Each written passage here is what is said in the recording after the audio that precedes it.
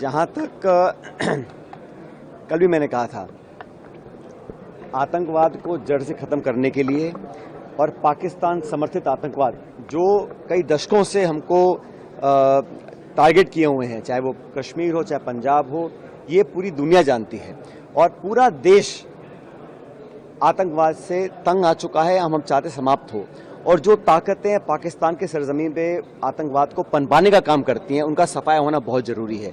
इसमें कोई दो राय नहीं है, इसमें कोई अलग अलग बात करने का मतलब नहीं बनता। सारे दल, पक्ष विपक्ष, पूरा देश एकजुट है और होना भी चाहिए। और हमारी सेना का जो प्रदर्शन रहा है ऑपरेशन सिंदूर में, जिस पराक्रम का परिचय उन्होंने दिया है, जिस मुस्तैदी से न सिर्फ भारत की रक्षा करी है लेकिन उन ठिकानों को ध्वस्त किया है जो आतंकवाद के नर्सरी थी, तो मैं समझता हूं हमारी सेना को सलाम हमें करना चाहिए। और मैं तो कहता हूं न सिर्फ सैनिकों को, लेकिन उन सैनिकों के परिवारों को जिन्होंने अपने लोगों को हमारी रक्षा के लिए सरहद पर भेजा है, उन लोगों को मैं साधुवाद देता हूं, उन परिजनों को। और पूरा देश गर्वान्वित महसूस करता है जब भारत की सेना देश की रक्षा के लिए सब कुछ कुर्बान करने के लिए तत्पर रहती है। और मुझे लगता है कि पूरी दुनिया में सबसे प्रोफेशनल आर्मी अगर कोई है तो भारत की है।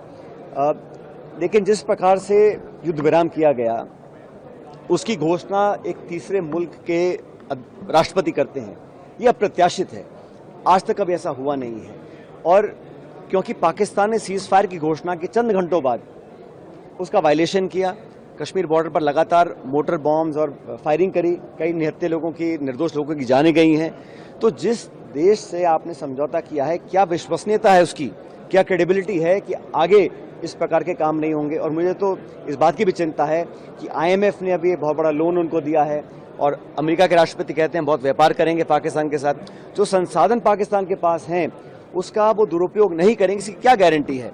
वो टेरर फंडिंग दोबारा चालू नहीं करेंगे, इसकी क्या गारंटी है। इसलिए सरकार को स्पष्ट करना चाहिए कि क्या आश्वासन उनको मिला है, क्योंकि हम लोग चर्चा करें आतंकवाद की और अमेरिका ने नया शगुफा छोड़ दिया है कश्मीर का। कश्मीर की तो चर्चा ही नहीं थी भाई, ये अलग अलग मुद्दे हैं और कश्मीर द्विपक्षीय मामला है। इसका अंतर्राष्ट्रीयकरण करना मैं समझता हूं बड़ा दुर्भाग्यपूर्ण है, होना नहीं चाहिए। और मुझे लगता है कि अलग अलग देशों से जो आवाज़ें आ रही हैं उसमें कहीं ना कहीं भारत और पाकिस्तान को एक तराजू में तोलने का काम किया जा रहा है, जो बड़ा गलत है, क्योंकि कोई तुलना नहीं है। भारत की अर्थव्यवस्था पाकिस्तान से 11 गुना है, वो एक फेल्ड स्टेट है। इमरान खान को जेल में डाला हुआ है, इलेक्टेड MPs को जेल में बंद किया हुआ है, ISI और पाकिस्तान आर्मी देश को चलाती है और वहाँ की जो सरकार है वो एक बड़ी कमज़ोर सरकार है। इसलिए उनकी विश्वसनीयता पर मुझे सवाल है। इसलिए सरकार को स्पष्ट करना चाहिए कि किन मापदंडों को देखकर, किन आश्वासनों को लेकर हम लोगों ने सीज फायर किया है। और अमेरिका का जो हस्तक्षेप रहा, कश्मीर पर मध्यस्थता की वो बात कर रहे हैं, उसको सिरे से नकारना चाहिए। और विदेश मंत्रालय के कोई प्रवक्ता वक्तव्य दें, इसका कोई मतलब नहीं है। सबसे ऊंचे लेवल से ये खंडन आना चाहिए कि हमने व्यापार के लोभ में या डर से ये समझौता नहीं किया है। और राष्ट्रपति 3 बार बोला ट्रंप साहब ने कि मैंने ट्रेड का और व्यापार का डर या लालच दिखाकर ये संधि करवाई है, उसको नकारा जाना चाहिए। और मुझे लगता है कि पूरा देश एकजुट है।